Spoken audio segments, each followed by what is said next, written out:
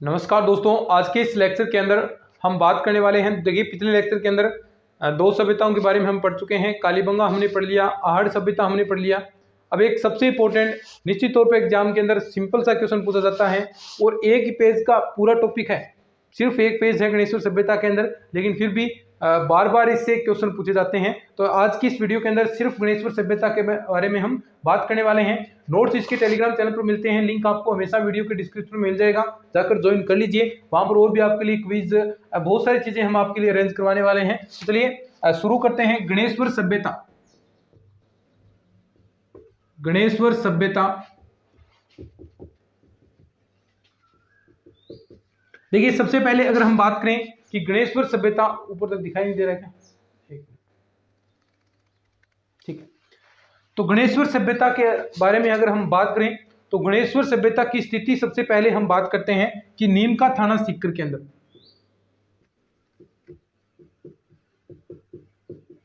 सीकर, और किस नदी के किनारे, हम बार बार ये चीजें जिक्र करते हैं कि खंडेला की पहाड़ी में कांतली नदी के किनारे ये स्थित है। तो खंडेला की पहाड़ी, खंडेला की पहाड़ी और कौन सी नदी? कांतली नदी। ये चीजें आपको याद रखनी है। अब एक इंपॉर्टेंट चीज आपको बताता हूं, देखिए, कांतली नदी के किनारे स्थित।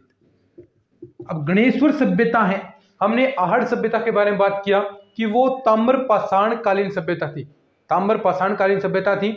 हमने बात करने जा रहे हैं अब गणेश्वर सभ्यता की।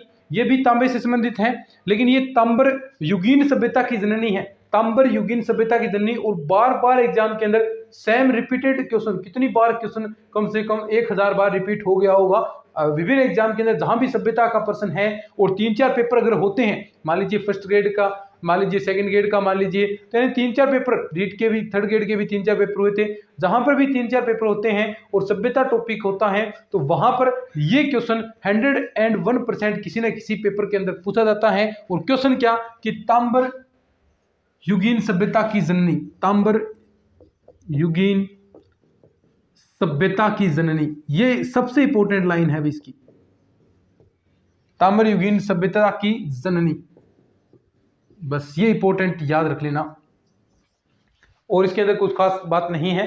ताम्र पाषाण संस्कृति के अवशेष मिलते हैं, ये तो ताम्र से संबंधित है। तो यानी ताम्र पाषाण संस्कृति के अवशेष कैसे कि यहाँ पर आपको मछली पकड़ने के कांटे हैं वो मिल जाएंगे, तांबे की कुल्हाड़ियां मिल जाएगी, बहुत सारे बर्तन, मृत भांड, ये सारी चीजें यहाँ पर मिलती हैं। और एक चीज मैंने आपको बताई थी, लाल काले मृत भांड कहाँ मिले थे?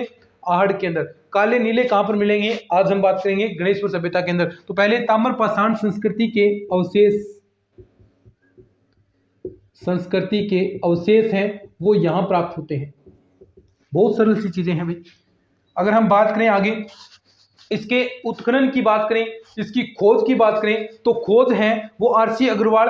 पिछले वीडियो के अंदर भी मैंने बता दिया था कि रतन चंद्र अग्रवाल, आरसी अग्रवाल, मैंने उसके अंदर 1961-62 शायद बताया था, लेकिन थोड़ा सा सन के अंदर करेक्शन आपको करना है, वहां पर लिखवाया नहीं था, मैंने ऐसे ही बताया था। तो उसके अंदर उत्खनन का कार्य है, या जो खोज का कार्य आप कह सकते हैं, 1977-78 के अंदर।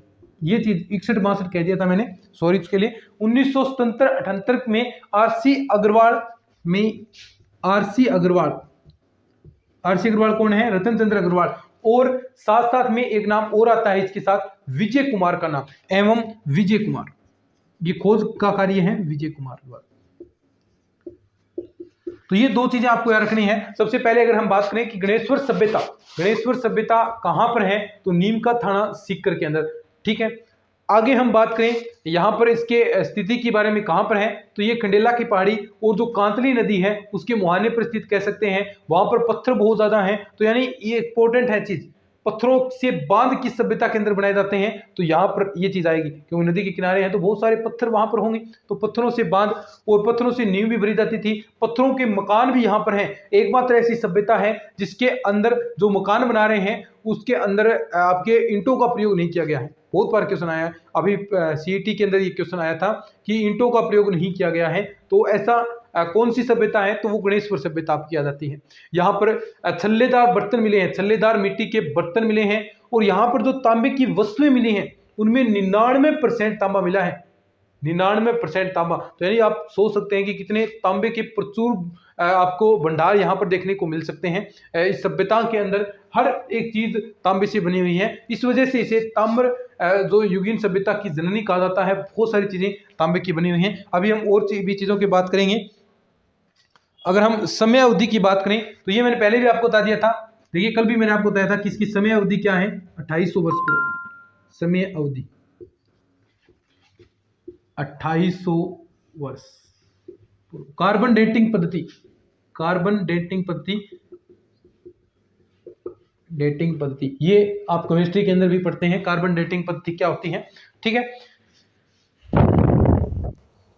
ठीक है, 1 मिनट भी साफ करने वाला काम है, लिख लीजिए इसको।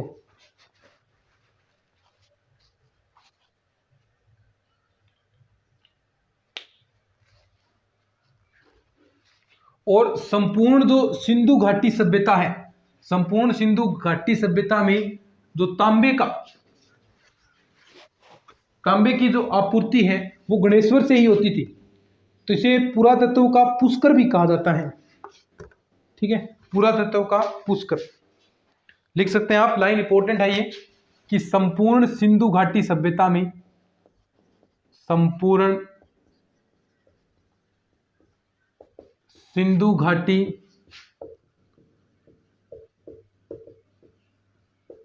सभ्यता में जो तांबे की आपूर्ति है वो गणेश्वर सभ्यता से होती थी। किससे?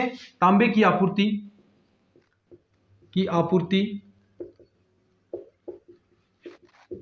गणेश्वर सभ्यता से होती थी।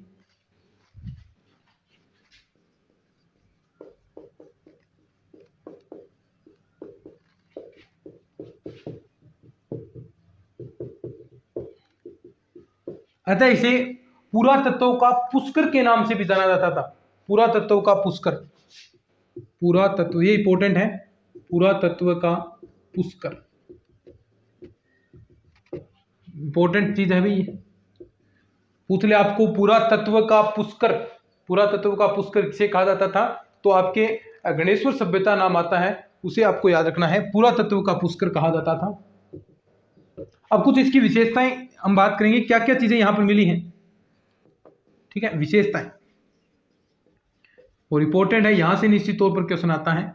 मैंने पहले ही आपको बता दिया कि जो मकान है उसके अंदर निर्माण में पत्थरों का प्रयोग किया गया है, ईंटों का प्रयोग नहीं किया गया, ईंटों का प्रयोग बिल्कुल भी नहीं किया गया है। यह चीज आपको याद रखनी है। यहां पर जो बने मकान हैं उनका निर्माण पत्थरों से हुआ है, ईंटों का प्रयोग बिल्कुल भी नहीं किया गया है, यह चीज याद रखना है। कच्ची ईंटों का प्रयोग कहां पर किया गया है? कालीबंगा सभ्यता के अंदर, जिसे उसे दीनहीन बस्ती के नाम से जाना जाता था। अगर हम बात करें आहड़ सभ्यता के अंदर, तो उसके अंदर पक्की ईंटों का प्रयोग किया गया है, और जो आपकी नींव भरते थे वो काला या शिष्ट पत्थर से नींव भरी जाती थी। और लेकिन यहाँ पर आते हैं तो सारे मकान हैं वो कहाँ किसका प्रयोग किया गया है? सारे मकानों में पत्थरों का प्रयोग किया गया है, ईंटों का प्रयोग बिल्कुल भी नहीं किया गया। ऐसे तुलनात्मक अध्ययन करेंगे तो निश्चित तौर पर आपको सारी चीजें याद होगी।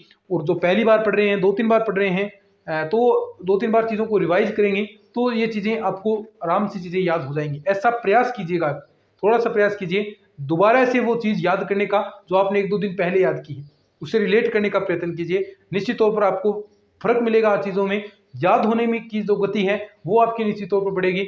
आप थोड़ा सा प्रयास इस तरीका का जरूर कीजिएगा, ठीक है। विशेषताएं अगर हम बात करें कि यहाँ के जो मकान हैं, यहाँ के मकानों का निर्माण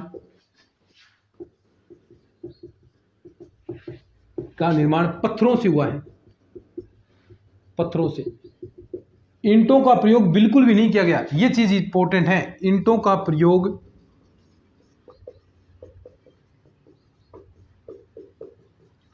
बिल्कुल भी नहीं, बिल्कुल भी नहीं। बस ये क्वेश्चन एग्जाम के अंदर पूछा गया है, मोस्ट इंपॉर्टेंट लाइन है। और मैंने कहा कि कांतली नदी इसके किनारे है गणेश्वर सभ्यता के अंदर, तो बाढ़ आने का खतरा भी आपको देखने को मिलेगा। तो बाढ़ से बचने के लिए एकमात्र ऐसा सभ्यता स्थल है जिसके अंदर पत्थरों के बांधों का निर्माण किया गया है। पत्थरों के बांधों का निर्माण एकमात्र स्थल के अंदर बाढ़ से बचने के लिए, तो पत्थरों के बांधों का निर्माण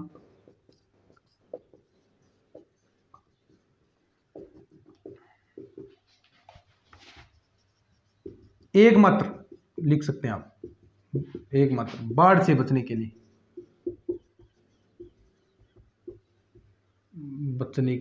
ठीक है। बाढ़ से बचने के लिए एक यहां पर मिट्टी के छल्लेदार बर्तन प्राप्त हुए हैं, मिट्टी के छल्ले नुमा संरचना वाले बर्तन मिले हैं, ये भी याद रखेंगे। मिट्टी के छल्ले नुमा बर्तन केवल गणेश्वर सभ्यता से, छल्लेदार मिट्टी के बर्तन कहां से? केवल गणेश्वर सभ्यता से, केवल सिर्फ केवल गणेश्वर सभ्यता से, और कहीं से नहीं मिले, केवल गणेश्वर सभ्यता से। यहां पर जो मृदभांड है वो काले नीले मृदभांड आपको प्राप्त हुए हैं। लाल काले कहां पर? आहड़ में। लाल काले कहां पर? आहड़ में। यहां कौन से? काले नीले। नंबर 4, यहां पर काले व नीले रंग से अलंकृत मृदभांड मिले हैं। यहां पर काले व नीले रंग से अलंकृत मृदभांड प्राप्त हुए हैं।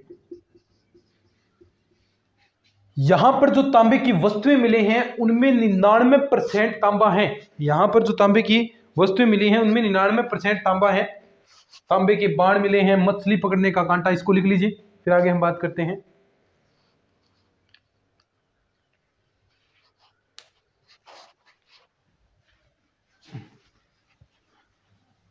यहां से जो प्राप्त तांबे के उपकरण हैं या फिर जो बर्तन है या औजार हैं उनमें 99% तांबा है भाई। बहुत सारी चीजें मिली हैं, मछली पकड़ने का कांटा मिला है, छीणी हथौड़े जो कहते हैं, छेनियां वो मिली हैं, अंगूठियां मिली हैं, बहुत सारी उस्तरे मिले हैं, ऐसी बहुत सारी चीजें मिली हैं। नंबर 5 क्या जो भी है 5 नंबर में यहां से प्राप्त तांबे के उपकरणों में,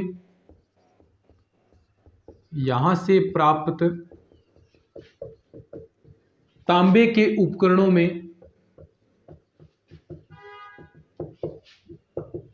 उपकरणों व बर्तनों में 99% तांबा है भाई। 99% क्या है? तांबा है, ठीक है। 99% तांबा है। यहां पर क्या क्या चीजें मिली हैं जैसे आप लिख सकते हैं, बहुत सारी चीजें यहां पर आपको प्राप्त होती हैं। तांबे का बाण प्राप्त हुआ है, तांबे के बाण, तांबे का बाण, मछली पकड़ने का कांटा, मछली पकड़ने का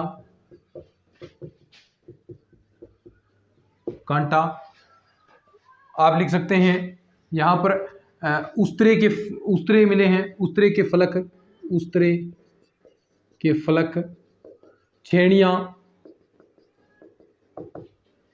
और भी अंगूठियां मिली हैं, बहुत सारी चीजें मिली हैं भाई, अंगूठियां आदि। तो ये आपकी गणेश्वर सभ्यता होगी। बिल्कुल सिंपल सी बात है, 4-5 लाइनें हैं। गणेश्वर सभ्यता कहाँ पर है? नीम का थाना सीकर के अंदर है, खंडेला पहाड़ी के कांतली नदी के कारण, कांतली नदी है तो बाढ़ आने का खतरा है, बाढ़ आने का खतरा है तो इससे बचने के लिए पत्थरों के बांध यहाँ पर एकमात्र ऐसी सभ्यता है जहाँ पर आपको प्राप्त होते हैं।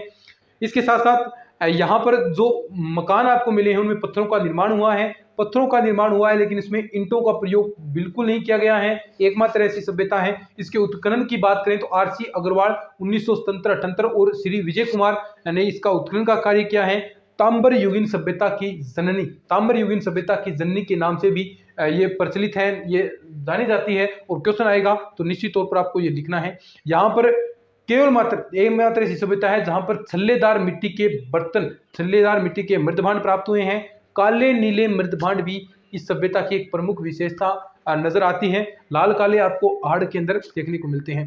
99% यहाँ पर जो मिली वस्तुएं हैं उनमें तांबा है, ठीक है, यानी सॉरी जो तांबा है उनमें 99% प्योर तांबा है, ठीक है। और इसमें बहुत सारी चीजें, मछली पकड़ने के कांटे, छेड़ियाँ, हथौड़े, कुल्हाड़ियाँ, बहुत सारी चीजें यहाँ पर प्राप्त हुई है। तो मेरे ख्याल से आपको ये लेक्चर अच्छा लगा होगा। गणेश्वर सभ्यता पूरी कंप्लीट हो गई है, बस इससे बाहर गणेश्वर के अंदर कुछ भी नहीं जाएगा। तो लेटेस्ट क्वेश्चन थे जो पूछे जाते हैं वो भी हमने इस पर बात कर ली है। इसके समय अवधि की बात की थी 250 ईसा पूर्व, आप कह सकते हैं कार्बन डेटिंग